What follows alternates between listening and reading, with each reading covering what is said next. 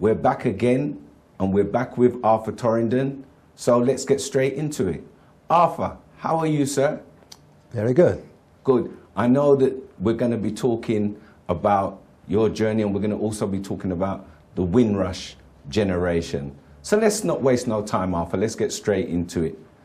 Tell us about the Windrush generation. What's that about? Well, this is a very important word or term, I should say, Windrush generation. Now, the thing about that particular word, it refers to a number of people at a particular time. And what we have to also note is about a ship. Windrush, a ship. Now, this ship was a German ship. The ship was built in 1930, or launched in 1930. Okay. But it became a troop ship for the Germans, for the Nazis. Okay. Right? It was called at that time Monte Rosa. And when the British and the Allies won the war, when you win a war, you take the prize. You take what other people, the loser of the war loses everything. And that's what happened to the Germans. The Germans lost the war and lost their assets. Yes. And one of the assets was a ship. Wow. That they had called Monte Rosa. Wow. So the British renamed the ship Empire Windrush. Wow. That was the name given to it in let's say 1948, 1947, we're not sure. But the main thing there is that from that ship, we get the word Windrush generation. Yes. And hence we have all kinds of things being labeled Windrush generation. But then what we must realize is that those who came on the ship, they were the Windrush generation. Yes. Because they came on the ship. But in 2018, we had a different scenario now when a set of people who were involved, caught up in what was called a Windrush scandal, or a scandal, or a Home Office scandal, or an immigration scandal, they began to be called a Windrush generation. Okay. That is it. But in 2018, we had the 70th anniversary of Windrush. Right? And this year we have the 75th anniversary. So tell us, Arthur, about 75 years of the Windrush generation. I kind of, on one sense, say the Windrush pioneers, because I really kind of think that they're pioneers rather than just the generation, but the generation is part of it. So tell us about the 75 years, Arthur. What's that been like? Well, from what I know, the 75 years really looks back at, I would say, what happened to the men and women, beginning, let's say, on the 22nd of June, 1948. Some people came there for the first time, like John Richards. But Sam King, he served in the war, so it was his second visit to the UK. Yes. But we shouldn't always emphasize 75 years, although that marks a special point. Yes. We must remember that there were many people, thousands of West Indian men and women who remained after 1945. Okay. The war finished in 1945, so in May. So after May, some West Indians remained. Yes. Right? Yes. Now, what has happened is that they might have been forgotten when we talk about 75 years, because if you go back to 1945 to today, it's more than 75 years. True. You see? So this 75 years is only symbolic. Symbolic. And that's why we keep saying 75 years. I'm kind of fascinated, Arthur, because, as you said, many members stayed while some went back after the war. Do we kind of ever know how many people really stayed in Britain? We don't know for sure. You see, I mean, some people put it over 5,000 remain, because not only people who came and served from, shall I say, particular islands that actually remained, but you had some who were on merchant ships, some who served in factories, making ammunitions and stuff. So it wasn't only RAF people, and those who were serving in other parts, you know, of the war. Yes. Right. So in that sense, from what I've read, a good many people, more than 5,000 remain, but all over the country. Some remain in Scotland, Yes. some remain in Nottingham. I know people in Nottingham who Wow. remained. You see, never went back. you Yes. see. So in that sense, we shouldn't forget them in this whole thing about Windrush generation or Windrush pioneers, because they were all pioneers. Yes, and it seems so. Do we kind of have some of their stories, Arthur, in terms of them being here while everybody has gone back? Do we have any of their kind of stories Yes, in we terms do. of what it was like for In them? 2008, Windrush Foundation did a project called Windrush Pioneers. Yes. And it was interviewing at least, 2 dozens Wow. plus people who either served in the war, went back and, the rest and came back. But we also interviewed those who stayed. For example, like Laurie Philpotts, he remained in Nottingham. Okay. He never went back right away to the West Indies. So we have a record, like an oral history record, Yes. of those who remained and those who came back to the UK. So we've got the stories. And Windrush Foundation is about the only organization that actually has that kind of history That kind of history. recorded. Recorded. So I know that we're talking about the Windrush Foundation, which you are the director of, but you also have many other things out there calling themselves Windrush, and it doesn't necessarily reflect what it is that you're kind of talking about and where you're going. Could you explain But about that? that's a major point, you see, because you see, Windrush should mainly refer to the people who came on the ship. Yes. To be fair, it's like, let's say, for example, you talk about the Mayflower generation, the people who went from England to America, and they created all kinds of different things, even trouble in some ways in America from 1620, Okay. when the Mayflower landed in America. Now, in a similar way, you've got this thing about Windrush, of people coming from the West Indies, not in the same way as the Mayflower, but coming in a way in which they wanted to stay. Yes. Those who went on the Mayflower wanted to stay in America Yes. and create their own society, create their own way of life.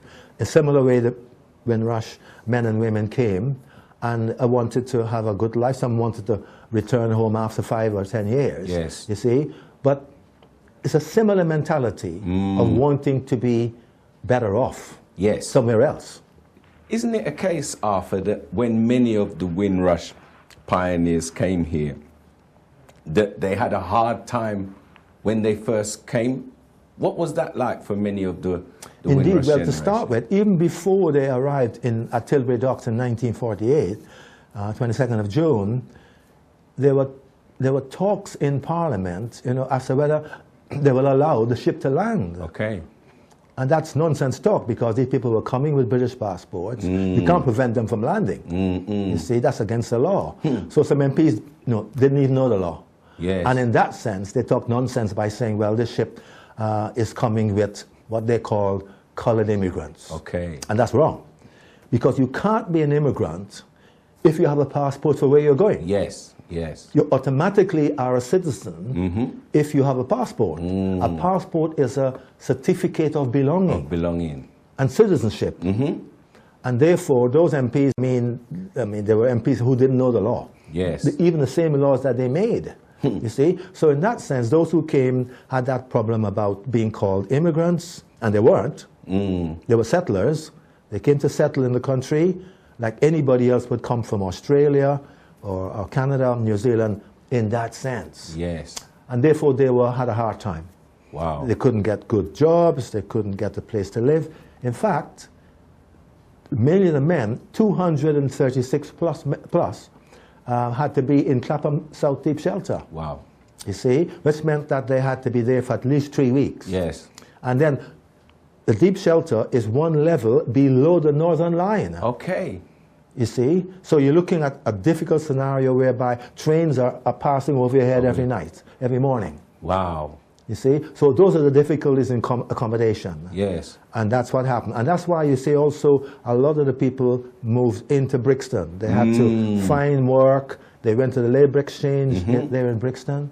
And they found jobs and they had to find homes. Yes. I mean, you're part of that great work that the Windrush Foundation is doing. So what was it like for you growing up as a young man, seeing some of these things are? Well, indeed, I mean, I came as a boy in the 1960s, and those were the days that you could see, you know, no Irish, no colours, no dogs, no children, and so on, which meant that, you know, landlords didn't want, and landladies didn't want our people. They didn't want Irish people as well. But the good thing about the Irish, in the sense that they didn't have to, they can put on an accent and would be accepted as English. Yes. But you see, a black face, you know, you can't hide a black face. Yes. So in that sense, we had that problem about accommodation. And then when we did find accommodation, it wasn't really suitable. It was always a low grade. Wow. You see? And therefore we tended to be in places where other black people were, had similar conditions, you see. It was difficult, you see. But again, we moved on. There was lobbying for race relations law and things going on like that. So commemorating 75 years then of Empire Windrush, the arrival, is only looking back then. Yes. At that period, before as well, and after. Symbolic, So not actual. So tell me then, Arthur, what is the difference between celebrating Windrush and commemorating I'm glad you asked the question, because there has been a confusion, and a serious one, because we don't celebrate the arrival, we commemorate the arrival. Yes. You see, we celebrate the lives of the people. Like, for example, there's a book here in particular that's going to be shown about Mr. Windrush, Sam King. Yes. We celebrate Sam King's life. Yes. Because he is a kind of creator of the idea of celebrating the lives of the people and commemorating their arrival. Wow.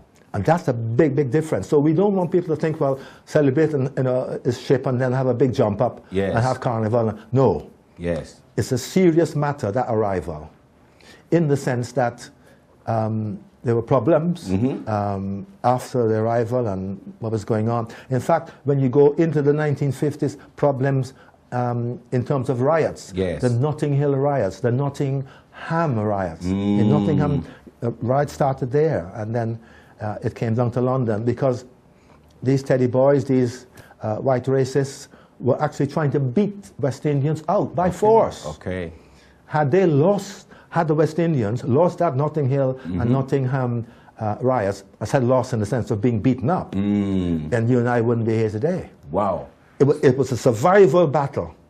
Yes, for us as a people. Yes. So, I mean, you just mentioned Nottingham, and I'm sure that I'd like to hear a little bit about the Nottingham. But I also know that Notting Hill, in terms of Kelso Cochrane, I mean, what can you tell us about Notting Hill and Kelso Cochrane? Well, you see, Kelso was walking home one evening, and some white youths jumped on him and knifed him, and put a knife on him, and he didn't survive the night.